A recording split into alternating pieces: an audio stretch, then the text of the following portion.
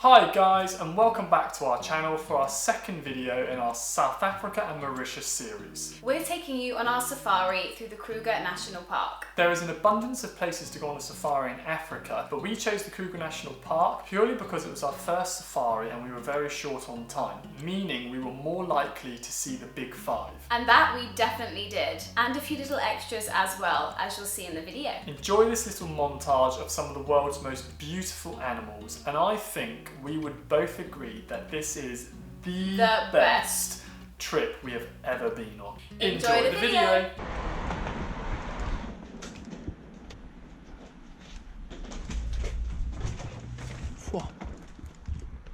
It's your bag that's heaviest.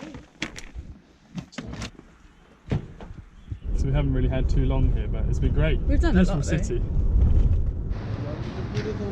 Thank you.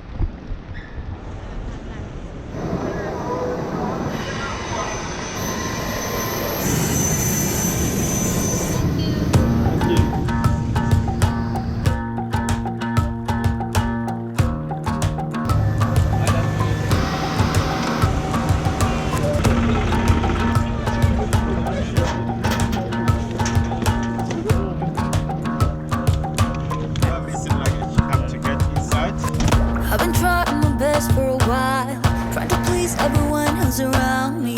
I've been putting on my fake smile, even though I'm wasting time. I don't want to be trapped in a box, trying to be like the rest when I'm not. I just wanna go my own way, gonna let the past burn down. Cause honestly, don't wanna be stuck in boring conversations with you. With you, I'm gonna leave it all behind, find myself, I'm gonna start over new. Yeah, I'm on my way now. I'm on my way now. I'm on my way now. I'm on my way now.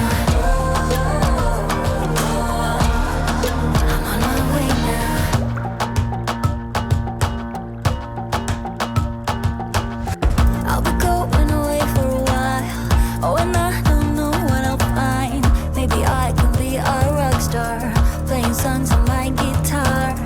I know I have to be somewhere else to be able to find myself. Shouldn't be so complicated. If I listen to my heart, I'm gonna leave it all behind, find myself, I'm gonna start over new. Yeah, I'm on my way now. I'm on my way now.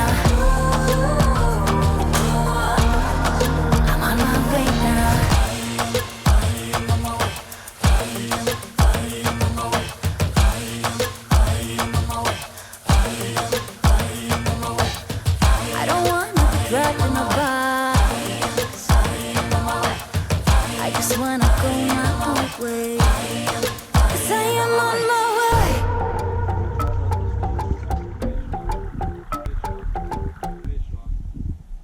Sexual frustration goes to you.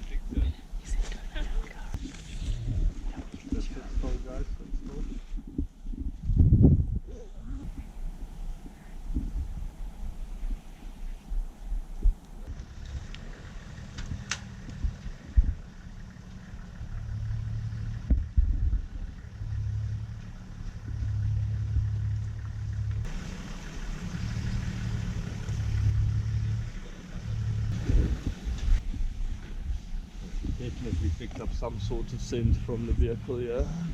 That was nice and close. You're pulling the Yeah. Drove through some leopard urine or something like that, you know. Full stop. Can't believe I live in your thoughts. I think about you all the time, morning, evening, and midnight. Such a wonderful delight.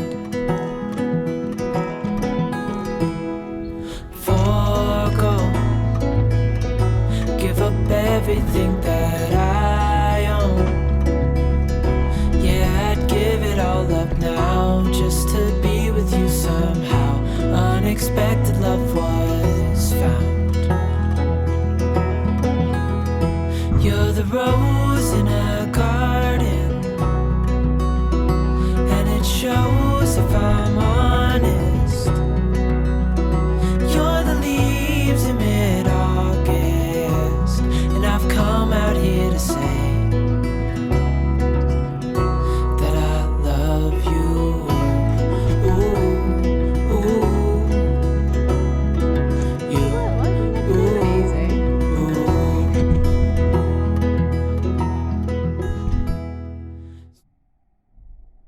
So we're going to give you guys a little rundown of how to do a safari in South Africa. I mean, it isn't the easiest of places to get to. However, the Kruger National Park is one of the probably easiest places to get to if you want to experience a safari. You can fly commercially, it's not too expensive, and there are lots of ways you can get there. So we flew to Hoedspruit Airport from Cape Town because that's where we were before, as you guys can probably remember. Literally, you land in what is like the tiniest dirt track in the middle of In nowhere. fact, wasn't there a baboon? There was a baboon as running we over the landed. runway as we landed. I looked at Megan and was like, did we just see that out the window?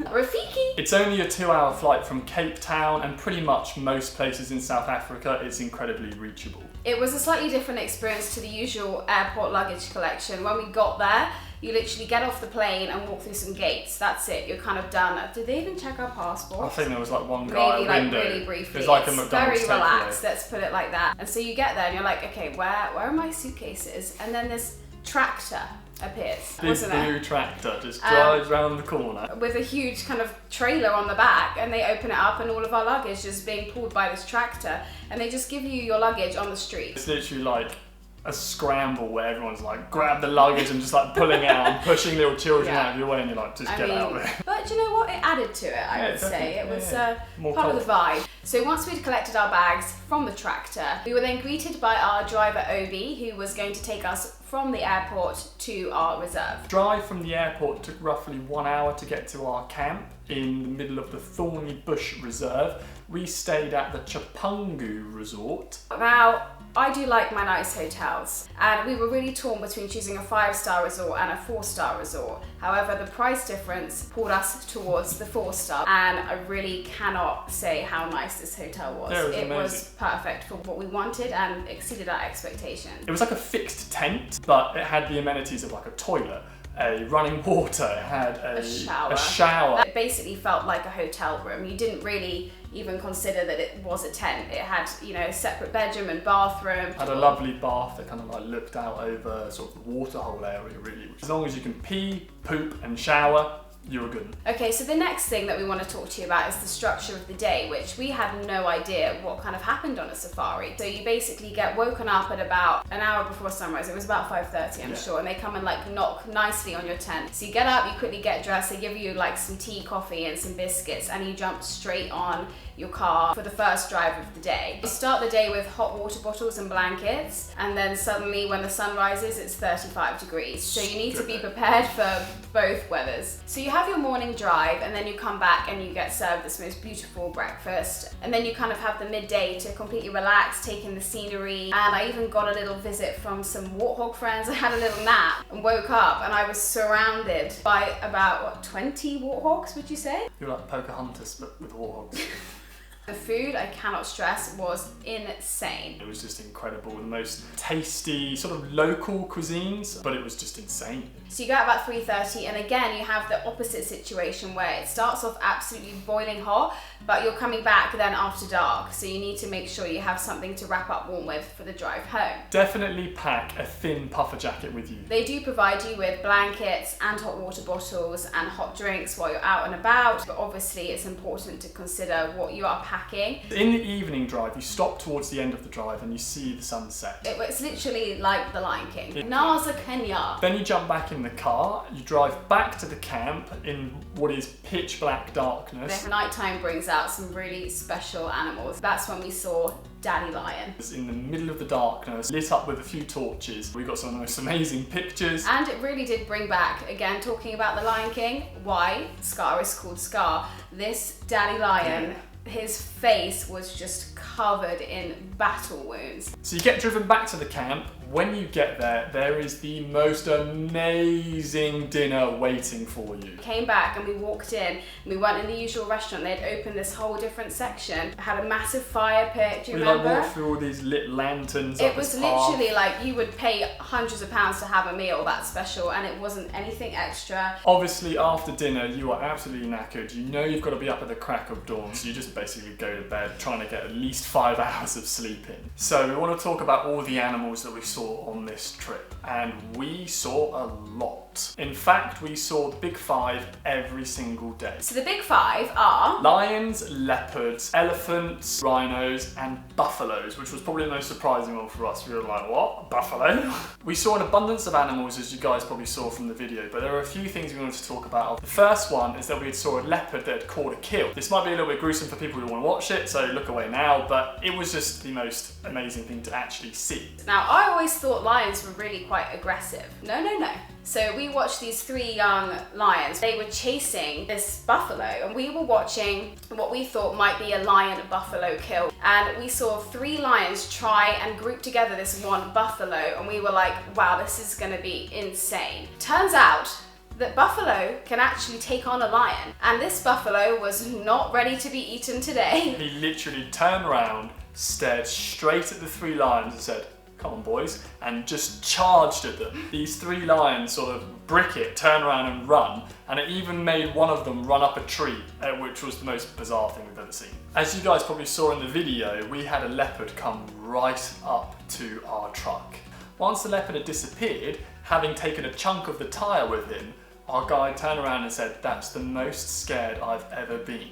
When the leopard looks at him directly in the eyes, he said it would have just taken a second for it to just jump at him, and that would have been it. He couldn't do anything. I think there's something to do with if you look at the animal in the eye, it feels a confrontation. So we just had to sit there silently while this leopard is basically potentially about to eat us alive. I mean, it was literally like the distance of Megan and I right now, just with a piece of metal in between us. I think it's safe to say that seeing the baby animals was probably a highlight for both of us. There was also a pack of lion cubs that we had heard about being out and about, and we never got to see them until I think it was our final drive. They were just the cutest little cubs. There was about 5 of them all playing with each other. Jumping on top of each other, having some fun. We did see probably one of the most rarest things to ever be seen on a safari. We saw 2 leopards mating. Apparently it happens 5 days of the year. It can happen every 15 minutes for 5 days, poor girl. Because of their nature of being incredibly shy, they tend to never do it in front of people. Yet somehow we came across them at just the right moment. It was strange, don't get me wrong, watching it. You're in the nature, you're engrossed in it. They literally, he would kind of like get on top of her, go rah! She would like go rah! She bit her head. She would like flick him off. So they do this every 15 minutes until they can smell in her urine that she's pregnant. As soon as that's done, they go back to living their solitary lives. Leopards aren't pack animals, they live by themselves, and that's that. If they ever met again in the future, they'd probably try and kill each other.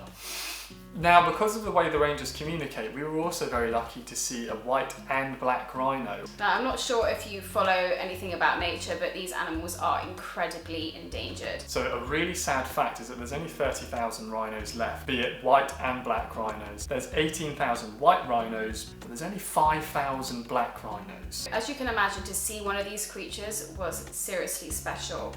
Now, sadly, the one that we did see had a really bad broken leg. This is where the 10% of the human activity does get involved. Obviously, animals that are not endangered go about their normal life. Some live, some die, and they do not get involved. However, when an animal this critically endangered gets injured, obviously it is time for us as humans to get involved. We did ask the rangers what they would do about the rhino with the broken leg, and they did say that they are now tracking it 24/7, and what they suspect will happen is that the rhino will give up, and at that point they will care for the animal to preserve its very special life. So on our last day, we were actually the only 2 people left in the camp. And honestly, we booked this holiday because we wanted to go to Mauritius, which is in our next vlog, and we just wanted to see what a basic safari was like. Now, 3 days was not long enough. I could have literally lived there. So we were really sad when it came to saying goodbye. Now, when we got to the airport, it was actually quite sad to see the amount of rifle cases that people had with them. Now, at this point, I did actually get quite emotional because obviously we had gone to see the animals in their natural glory, but there is also another side of safaris. The amount of rifles and gun cases that we saw going through security was just really shocking. Each to their own, do what you want to do. Personally, I think for us, it just really upset us at the end of such an amazing trip to know that there's people out there who find fun in killing these beautiful creatures. These animals are so beautiful, and having got to see them in the wild the way they should be living, that should be their choice. Well guys, that brings us to the end of another video. The next video is the final part of our trip, which takes us from South Africa all the way to Mauritius. Yeah, it's just going to be another amazing video. Like and subscribe to our channel if you want to stay in touch with all the videos that we've got coming out, and we will see you guys again soon in the future. Bye! You're the rose in a garden, and it shows if I'm